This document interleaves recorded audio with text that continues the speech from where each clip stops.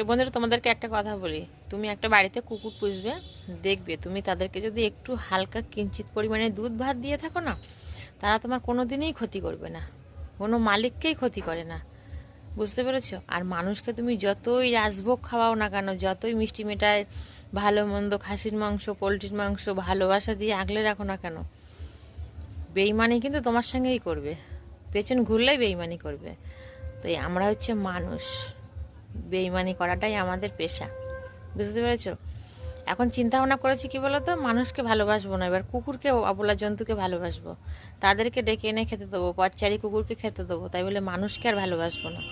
এটাই হচ্ছে আমার কথা, সত্যি কথাই। চান করে উঠে একটা কিছুর জন্য বললাম, তো এই হচ্ছে ব্যাপার, বুঝলে পারছো? তা আমি বলি কপালটা তো আছে না, কপালে যেটুকু লেখা থাকবে সেটুকুই হবে। মানুষ বেইমানি করে কেউ কোনোদিন কিছু করতে পারবে না, তাই তো বলো তো? তো কুকুর কিন্তু অতি অবশ্যই কিন্তু খুবই একটা ভালো, মানে কি বলবো, খুবই ভালো একটা জিনিস। বুঝতে পেরেছো? আর আমি মনে করি মানুষের থেকে কুকুরকে অতি অবশ্য ভালোবাসা উচিত।